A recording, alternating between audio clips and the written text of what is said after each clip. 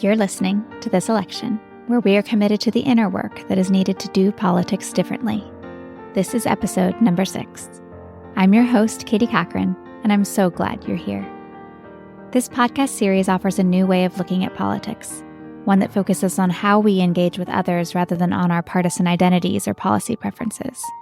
It explores why politics is so triggering and offers spiritual practices that heal past wounds, ground us in our bodies, and connect us to that which transcends our differences. If you are committed to active citizenship but feel worn down by politics, this podcast is for you. If you have lost sleep over politics, or your temper, or a friend, this podcast is for you. Politics is hard, but it's something we can heal from, and it's something we can change. We won't do it perfectly, but it's worth trying. My hope is that the conversations here open us up individually and collectively to a new way of engaging. This election, we will do politics differently. Our guest today is Dr. Brett Q. Ford. Brett is a behavioral scientist and associate professor at the University of Toronto, where she directs the Affective Science and Health Laboratory. Her research examines how people manage emotions and cope with stress, exploring both the benefits and the costs of striving to feel good. She is the editor of the 2023 Handbook on Emotional Regulation, has published over 60 journal articles and book chapters, and has received multiple awards for her contributions to psychological and affective sciences. Brett's work brings the science of emotional regulation to some of the toughest problems facing our world, including the pandemic, racism, discrimination, and political polarization. Today's conversation will focus on the research she has done on the emotional regulation strategies we use in political contexts. This research not only provides a framework for understanding why politics generates negative emotions, but also highlights the trade-off of different regulation strategies, some of which promote our well-being at the cost of political engagement. I believe this research offers both a way to understand where we are as a society in this particular political moment, as well as providing avenues to explore as we try to engage politically from a place of hope rather than burnout. Brett, thank you so much for joining me today. Oh, thank you so much for having me, Katie. So I want to start at a personal level, which is thinking about your earliest political memory. One of the goals of our project is to expand the definition of politics to include how we engage rather than just our partisan identities or our policy preferences. Those things are important, but how we engage is also really important. And so when you think back to that memory, would love to know what you think it taught you about how we engage. Yeah, it's such a beautiful question. And I have a couple things that come to mind. One is maybe a little more of a distal understanding of politics, but I wonder if it's still on theme, which is my mom explaining to me why she wanted to name me Brett. Part of it for her was an acknowledgement of a woman who grew up in the 60s and wanted me to have a leg up, she perceived, potentially by people being confused about my gender. Mm-hmm. And it took me a little while when I was really little. I didn't quite understand what that meant. But as I came into adolescence, I realized that was this kind of acknowledgement built into my very name about how we exist within social structures that maybe outside of our control are shaping our lives. And she, in this act of, I don't know, in her eyes, a small act of rebellion, was trying to do something to make a change. I'm very fond of my name and I appreciate her intentions there. I think it's a nice example of someone trying to make change in the face of large societal structures. Which brings me to the second memory that I had, the first mainstream political memory, which was the Bush-Gore election. And that was the first election I was really paying attention to. I wasn't yet old enough to vote, but watching that play out was very interesting.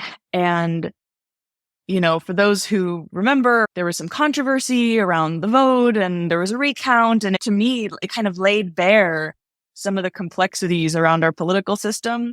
And I think a lot of people felt frustrated about how that process unfolded and regardless of how you felt about the outcome, it highlighted how the process is complicated, maybe fallible, and how important it is for everyone to vote and for everyone to make their voices heard. And I was too young at the time to do that myself, but it locked into me how important it is to make your voice count.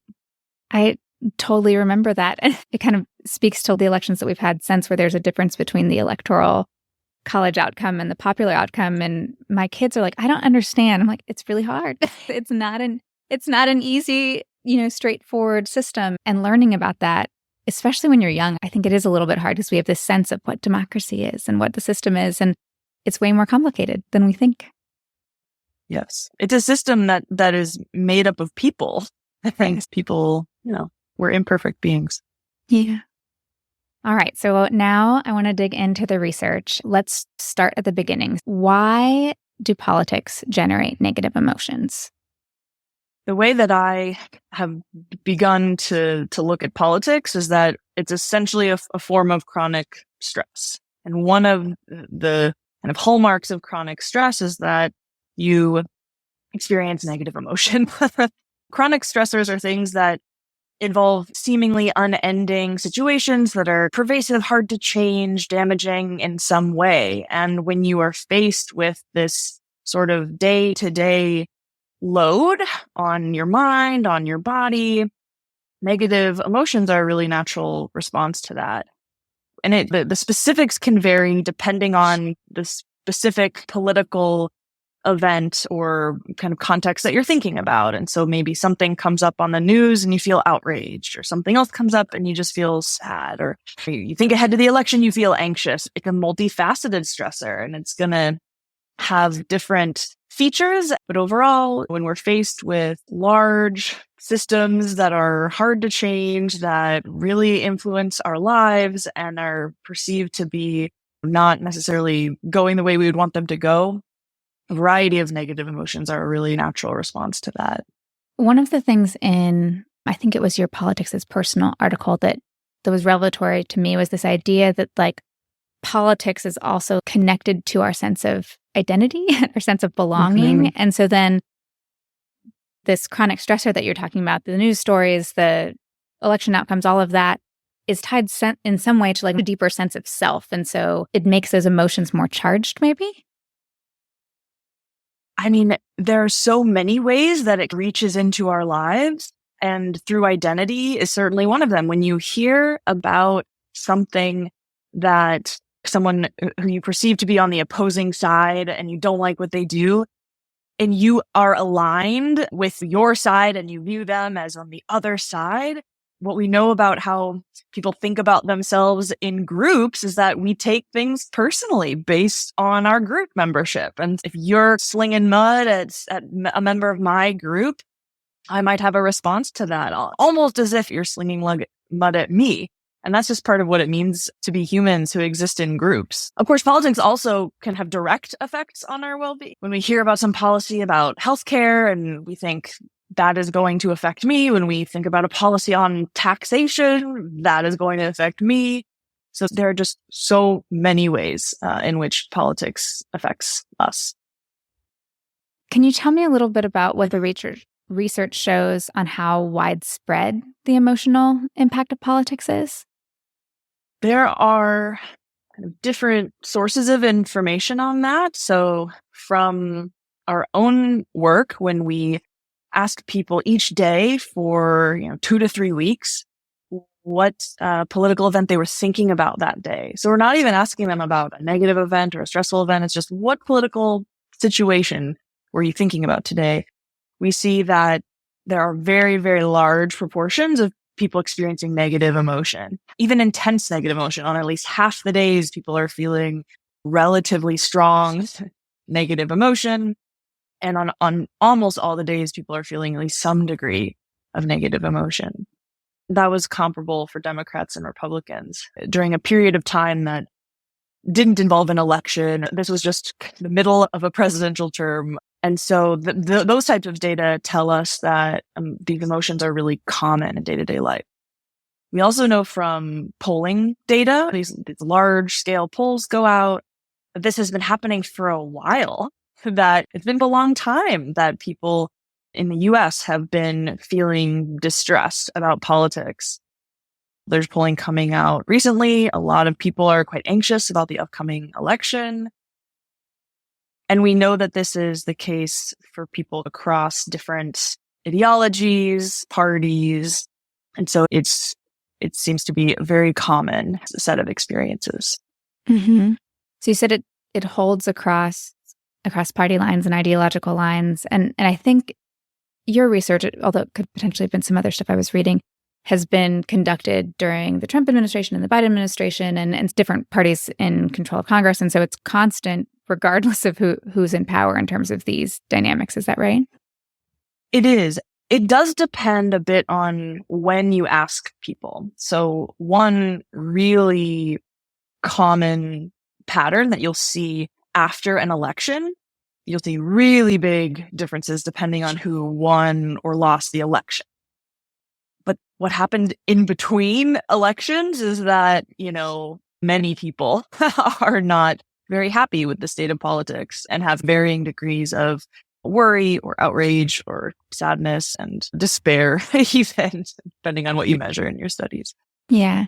So politics generates these negative emotions. We're getting constant, pervasive, new data into our brains all the time about what's going on. And this generates those negative emotions. But one of the things I think that's interesting about your broader research is a lot of your work suggests that negative emotions can play a positive role in our lives, actually, that there's an upside to them. And so wondering if you could talk a little bit about that upside and whether there are upsides specifically within political context to some of these negative emotions. One of the interesting things about emotions is, even though we might not always enjoy them as they happen upon us, is that we have them for a reason. And regardless of where you stand on some of the philosophical debates, most people agree in my field that we have emotions for a reason. They do things for us and they help us do things in the environments that we live in. And it's pretty uncontroversial. There's a large body of work suggesting that particular types of emotional experiences help drive us to do certain things that are adaptive, that help us pursue our goals in our environment. And so when you feel fearful, even though that might be distressing and uncomfortable, being fearful actually helps us avoid threats in our environment more successfully. When we feel angry, it mobilizes and activates us to challenge or to confront, to be assertive. And of course, positive emotions have important functions too, right? So gratitude helps us connect to each other and to pay it forward and things like that. And so emotion, part of what they do for us is to help just give us nudges in terms of our behaviors. And that's a wonderful thing. Now, of course, the trick is to find a balance, because sometimes we do end up having emotions that are very strong, or emotions that are very long lasting, or that we're experiencing in a context where they're really just not serving us. And then it's important to be able to manage them. The tricky part, though, is that when you have emotions that are unpleasant or distressing to feel, even though they help us do things, it's really normal to want to manage those, right? Then if we focus on getting rid of them, we miss out on those motivations they help promote within us.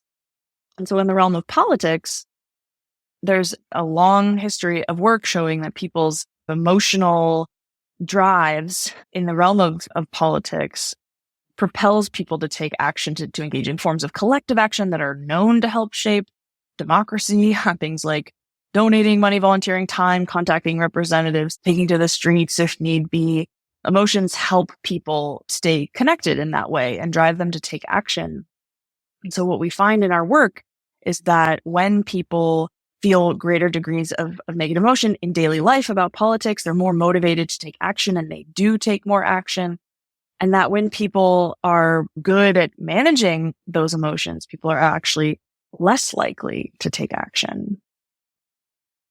And so, I mean, that's the core trade-off of your work, right? Which shows like we can do these things and they can help us feel better. And that may also decrease the chance that we engage and address the structural issues that need changing. It also seems to me that, and this kind of goes back to your earlier point about politics being a chronic stressor, is that we're not really meant to have negative emotions all the time, right? If you're constantly getting this input, that has to be really hard, right?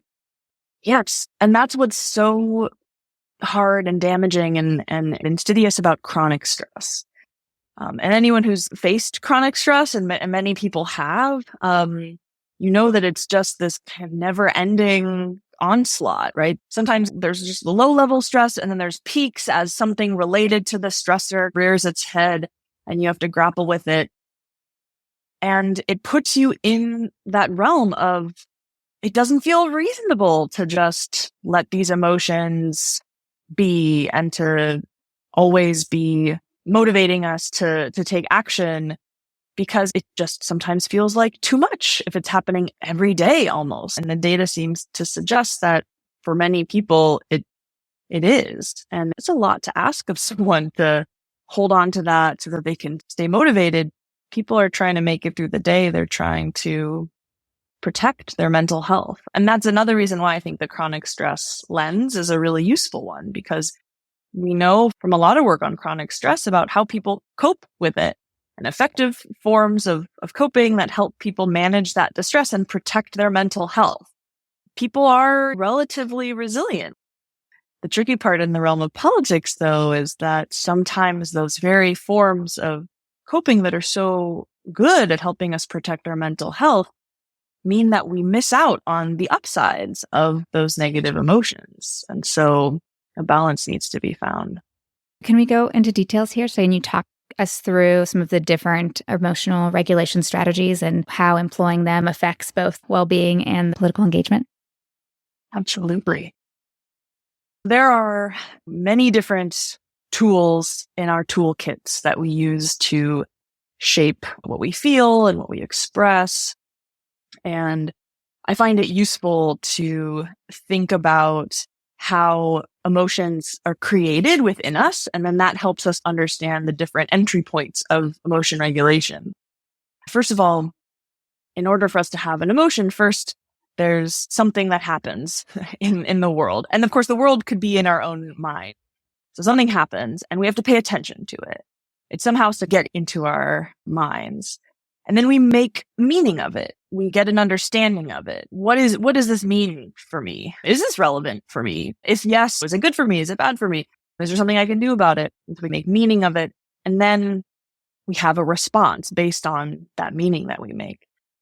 And so emotion regulation can happen at all of these different points. So we can really effectively manage our emotions by changing what situations we are in. Anyone who's felt anxious about a social event and wanted to bail on it knows how effective it can be to just take yourself out of something that's stressing you out. You're not even exposed to it. But we can't always do that. And then we can change what we pay attention to. Anyone who's closed their eyes in a scary movie knows that literally not letting that information in or distracting ourselves or thinking about something else when something is stressful is also very effective at changing our emotions. Sometimes we have to pay attention to things though. And then a really powerful form of regulation is how we make meaning of things. And this is a very powerful form of regulation because the world affects us through the meaning that we make of it in many ways. And we can powerfully change how we feel about things depending on how we make meaning. And so if something feels really big and it's going to have impacts for a really long time in our lives, it can be the potent way to intervene in our own mental processes to say, you know what? Let me take a step back.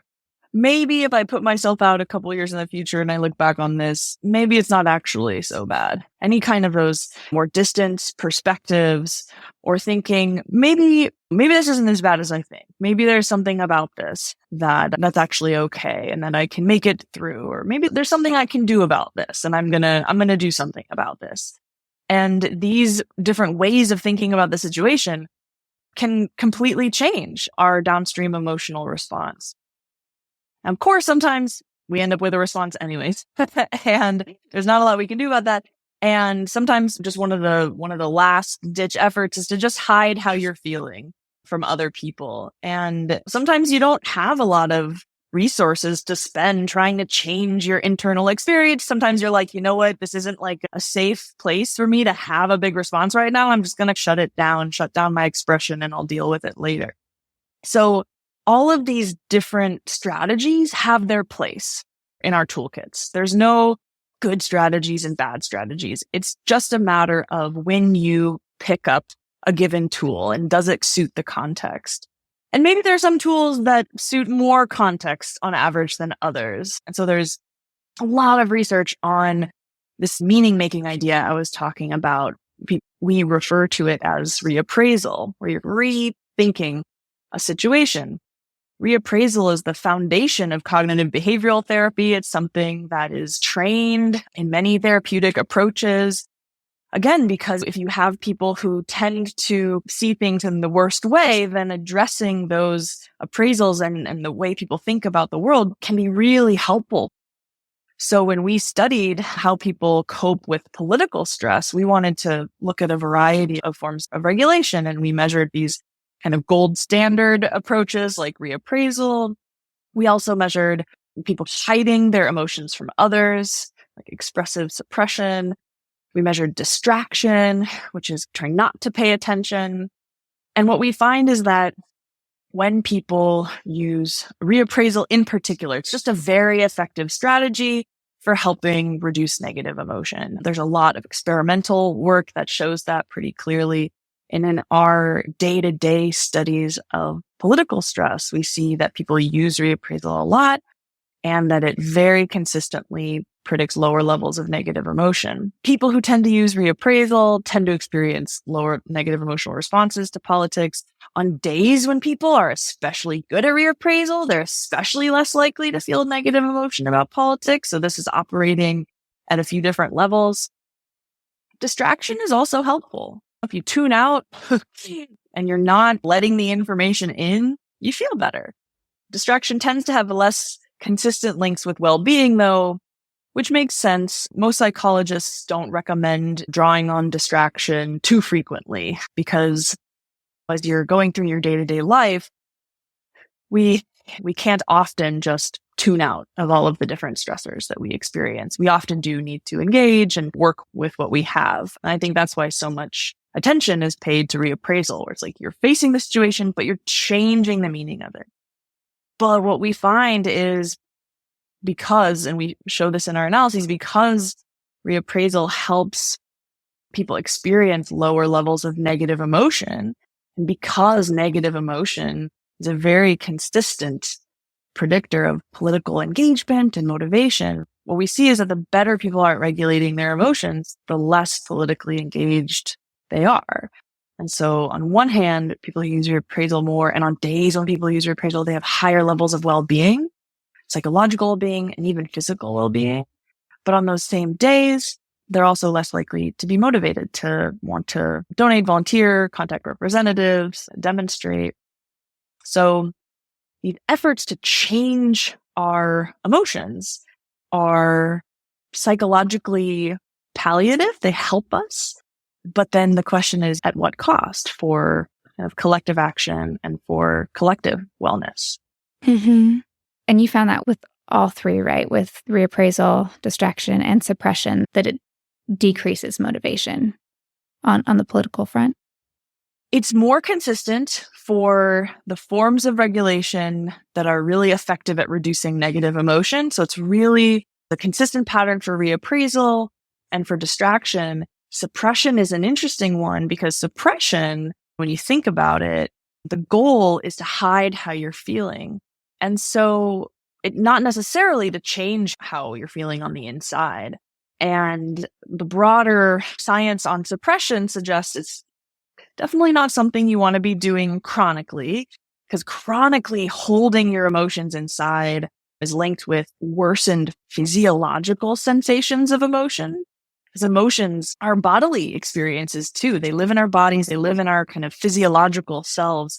And when we stifle and hold in our emotions, our bodies can actually ramp up in that case.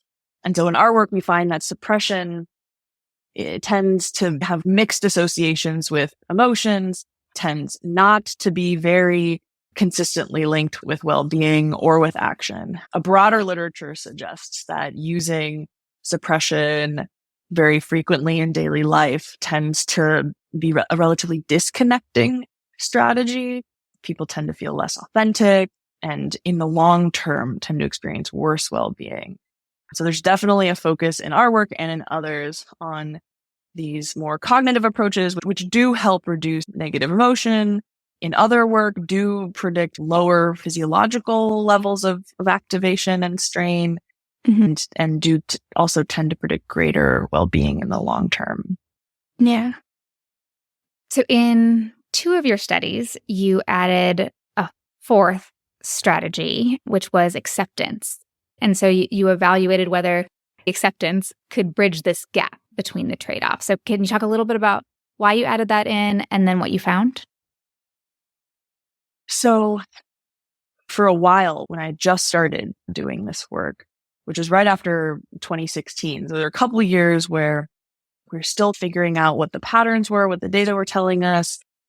And I didn't really have any data or any evidence for ways to avoid the trade-off. And so I would present the work and would say, here are really effective forms of emotion regulation that tend to predict better well-being, but that have really important drawbacks in this really important context. Stay tuned. Yeah. I'm very invested in understanding how people can help protect their well-being and cope with the stress of politics in ways that don't also jeopardize collective well-being, and the well-being of community members who can benefit from collective action. So we need to identify ways forward, ways that people can cope with the stress, manage that stress, protect well-being, but not interfere with motivation to be an engaged community member. And so one of the patterns that I've come to in this work and also in my broader work on emotion regulation, coping, and how people approach emotions is that one of the key problems is when people focus on getting rid of negative emotions. Because negative emotions, they drive us to do things, right? They signal what's important to us, what's valuable to us. They push us to take action. And so when we're overwhelmed by those emotions and we want to avoid them, very natural to want to distract ourselves, reframe situations so the situations don't feel so bad. And those are important survival mechanisms that have a place in our coping toolkit. But when we regularly apply them to political stressors, we're less likely to take action. What do we do if not try to get rid of negative emotion? There's 2 really important pathways, and they're not mutually exclusive. You can do them both, and maybe in a sequence. We have some evidence that accepting your emotions rather than trying to avoid them and get rid of them. So it's not about pushing them away, struggling with them to make them stop or to be less or to be weaker, to accept them. View them as natural responses to the situation that you're in. Try not to judge them and just let them be. This is also an approach that maybe sometimes can feel challenging, but is something that people do in daily life. And over the long term predicts very consistently better well-being. And so what we found in our work in the realm of politics is that when people were able to accept their emotions around politics, it didn't very consistently predict lower levels of negative emotion, which makes perfect sense because they're not trying to change their emotion. But what we found is that it does very consistently predict better well-being and showed no evidence of interfering with motivation to take action. So here we have a strategy that is not about trying to feel any particular way, and it's certainly not trying to avoid negative emotions, but it's linked up with better mental health and doesn't interfere with action. There's another pathway as well that I think is really important to talk about, which is positive emotions. There's a whole spectrum of emotions that we have in our day-to-day lives, emotions that are positive, joy, inspiration, admiration, feelings of love and social connection. These are also very common experiences for people and are really important part of our emotional lives. And when we strive to feel better, we don't have to focus on getting rid of negative emotions. We can let our negative emotions be. We don't have to make the situation feel less bad in our head. The situation can remain overwhelming and a little scary and a big deal, and that's okay. But we can also cultivate moments of positive emotion, especially ones that are oriented towards other people. Admiration, compassion, inspiration. These are also emotions that very consistently predict better mental health. And we know from some of my in-process work that they also predict more collective action, which makes perfect sense when you think about it, because emotions help us do things. And so it makes sense that unpleasant emotions make us do things, and also pleasant emotions help us do things. And I'm always kind of wary of sounding Pollyanna when I talk about positive emotions. You just, want people to put rose-colored glasses on and ignore no, it's really about not ignoring what's bad in the world. It's about staying connected to what's scary and impactful. And letting that be, and letting those negative emotions that tell us that things maybe are a little scary, letting that be.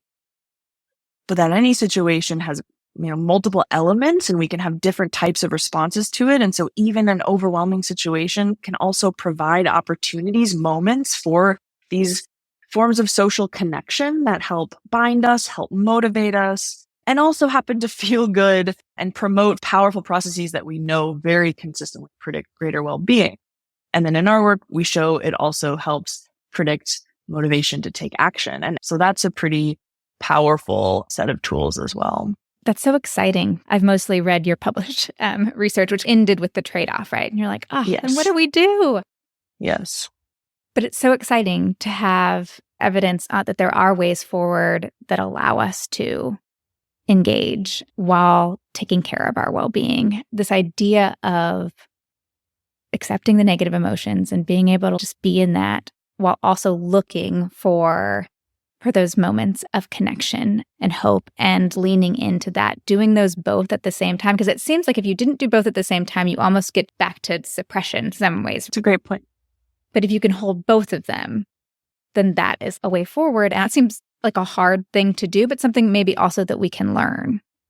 Yes, absolutely. And while reappraisal is at the heart of a lot of second wave therapies like cognitive behavioral therapy, emotional acceptance is at the heart of a lot of third wave therapies that are focused on mindfulness and acceptance. And so it is certainly a skill set that can be trained, and they're well validated sets of research that suggest these are things that people can do. And I think that's a really great point, that it is both. We need to accept the bad, and that's okay. It is okay. And I wonder if the pair is particularly important, because if we only accept the bad, then it can be hard to sit with that. And that's one of the reasons why emotional acceptance can be hard to do. I try to do it when things come up for me, and sometimes it's hard. Yeah.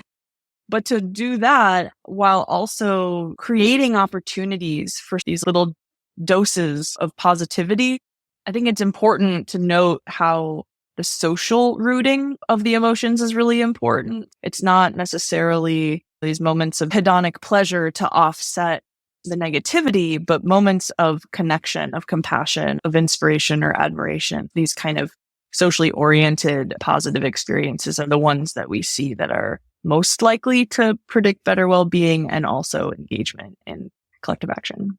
Yeah. And that's not surprising, right? Because politics is it's a social enterprise, right? And if we are looking to foster our connection with others, then we know we're not alone.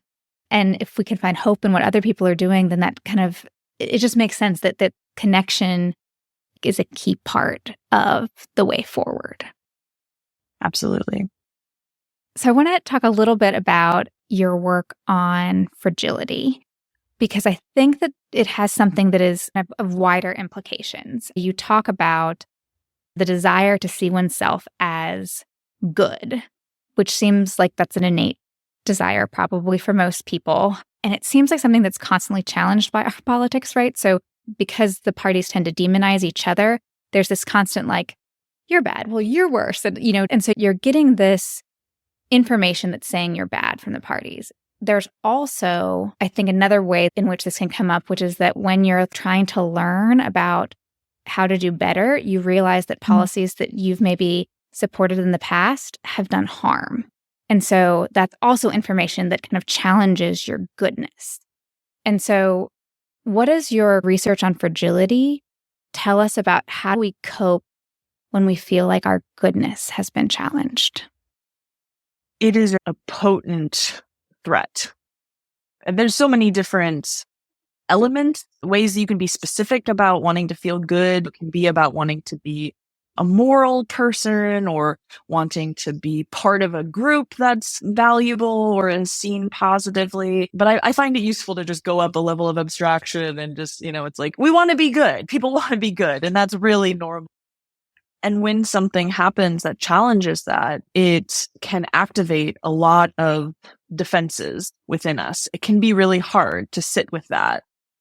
And so time and again, the research shows that people are very likely to use distancing and avoidance and disengagement strategies when faced with these threats to goodness.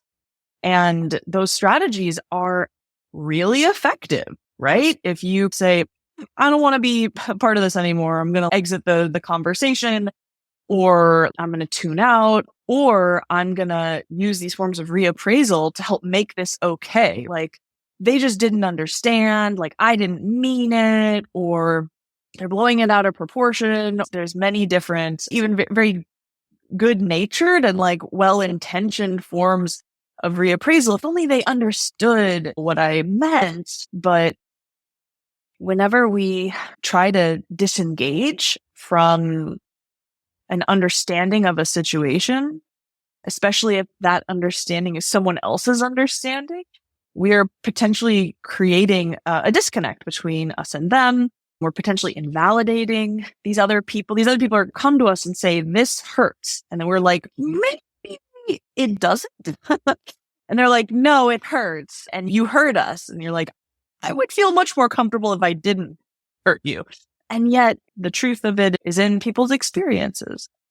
So it's really common to want to just make that go away, make those feelings go away, make the situation be less severe. But then the downstream consequences of that are that people are opting out of important conversations that could lead to growth. They're distancing and denying other people's experiences.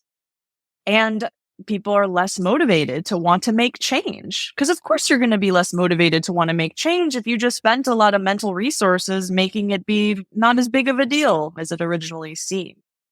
And so many of the same ideas, I think, apply to politics in this way. I think you're exactly right that the ways that people go at each other in the realm of politics evokes these feelings of goodness being threatened, and that people are drawing on these kind of immediate relief strategies of like, no, rather than sitting with it and accepting those feelings that come up. Like, I'm feeling very activated by the thought that I or my group has done harm. Sit with those feelings and allow them to orient you towards your values and what's important to you.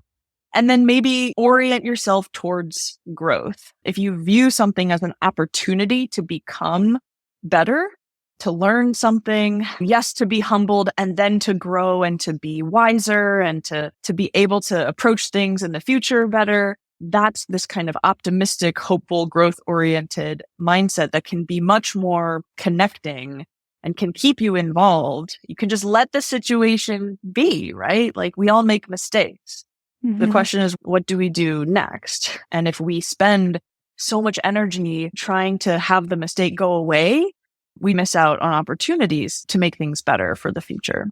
I love that. And it really coincides with one of our core commitments for this project, which is treating politics as practice, which means we are going to make mistakes and we are going to get information that suggests that we caused harm, but that is an opportunity to learn and to grow and to maybe do that repair work. Practice isn't easy, right? Like, it's going to feel uncomfortable.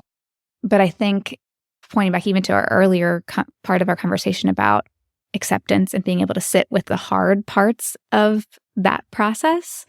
It almost sounds like you're talking about using this growth mindset piece, like reappraisal, but in a very like intentional way, right? Where you're saying, okay, I'm going to make a new meaning of it, but it's meaning that helps me do better.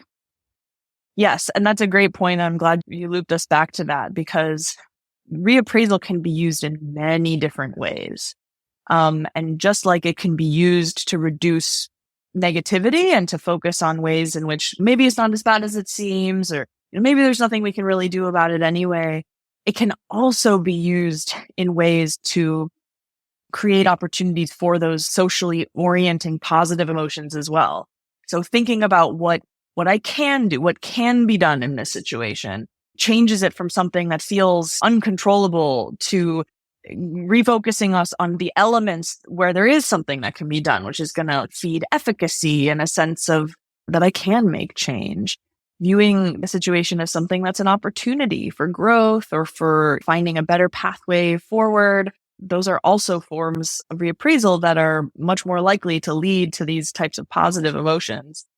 And so that's why I find it really useful to come back to that toolbox metaphor. There's so many different tools we could draw upon, and finding the right ones and then using them in the ways that can help the situation. It's a tricky task and we're all on that journey together, but coming back to the idea of letting negative emotions be, working on that acceptance part of that and not going right away to those really effective cognitive often, or sometimes behavior, you could take yourself out of a situation or kind of tuning out or using reappraisal to reduce how bad it is. Those do sap out some of the negativity, but we've seen the costs of those approaches. And so rather than those, kind of reorienting towards allowing that, making space for those emotions, accepting those emotions, and then using the tools that we have to create opportunities for these moments of connection and growth. And so part of that can be about opting into situations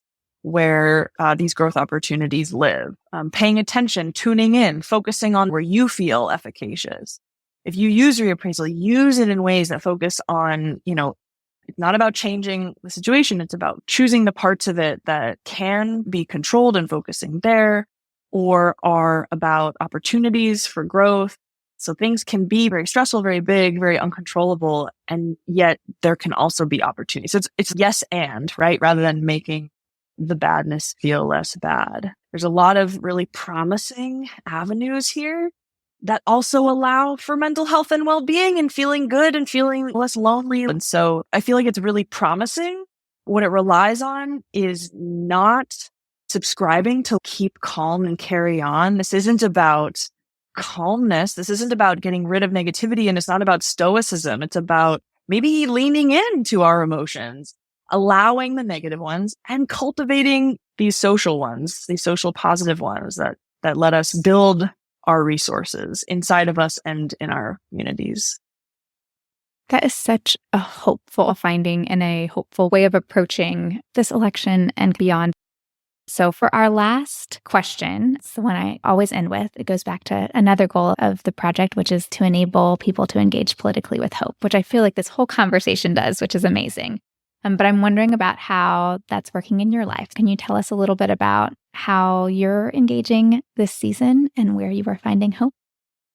So I am a U.S. citizen, but I live in Canada. And so it is always an important fall time election season goal for me to figure out exactly what I need to do to be able to vote, to make sure that I've taken care of all of the steps that happen when you live abroad and are voting.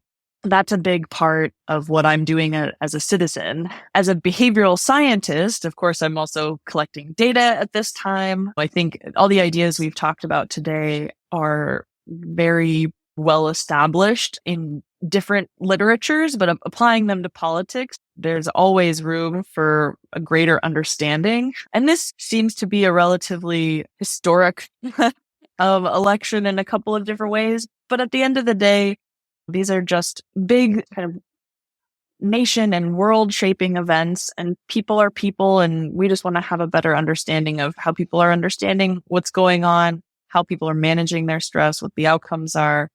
and to unpack some of these ideas we've been talking about here at the end, see what we find. But there's so many interesting questions. It's a very psychologically rich context, even though it's also extremely stressful and sometimes hard to wrap your mind around. So I guess that's my growth opportunity. This is an opportunity to learn things about how people are and how we can be more helpful. And so that's one of the places where I find hope, is to try to develop a scientific understanding of what provides hope. Well, I am so grateful that is what you are devoting your work to, because you have helped me wrap my mind around it. And I think it'll help a lot of others who are struggling with this to do the same and to move forward from a place of hope. So thank you for all your work and for being in conversation with me today. Thank you so much, Katie. At This Election, we see politics as practice. This week, we are sharing past practices that incorporate some of the approaches Brett discussed in her episode. Marby Corbett's workbook from episode 1 on small t trauma includes CBT exercises that you can use for reappraisal. As Brett mentioned, though, reappraisal can lead to decreased engagement if it's only used to make something less distressing. Make sure that your reframe is one that encourages action. Brett also mentioned the importance of social rootedness in cultivating positive emotions. Check out Sharon Salzberg's Loving Kindness meditation from episode 5, or listen to the playlist David Gunger from episode 2 curated around the idea of mutual flourishing. One of the pathways to well-being and engagement that Brett discusses is accepting difficult emotions. You can practice being with hard emotions with the class from episode 3 on movement. They are offering our listeners 30 days free. Sharon Salzberg from episode 5 again also offers an election meditation for dealing with difficult emotions that may arise in response to political developments. Finally, Brett mentions that the combination of accepting negative emotions and cultivating positive emotions may be particularly effective in promoting well-being and sustaining engagement. Stacey Haynes, episode 4, offers a somatic centering practice that opens us up to a wider range of emotions and sensations across the spectrum. All of these offerings are available in the show notes and at www.thiselection.org/spiritual practices. You have been listening to This Election, where we explore the inner work that is needed to do politics differently. Today, we heard from Dr. Brett Q. Ford. You can find her at www.brettqford.com and on Twitter @BrettQFord. I am your host, Katie Cochran, and I would love to hear from you. You can email me at katie@thiselection.org or message me on Instagram at katie.m.cochran. Now, I have a favor to ask. If you have enjoyed this conversation, please rate and review the podcast on whatever platform you are listening through. This will enable our vision of a different type of politics reach as many people as possible. A big thanks to the people who helped me create this episode. Ian Cochran wrote and performed the piano music you hear at the beginning and end. David Cochran helped him and me with production. The watercolor swirl featured in the podcast artwork was painted by my dear friend Kristen Connolly. It, along with other beautiful abstract pieces, are available for purchase via her website at love.kristen.com. Thank you for spending this time with me and for the work you are doing to heal our politics. I am so glad to be in this with you.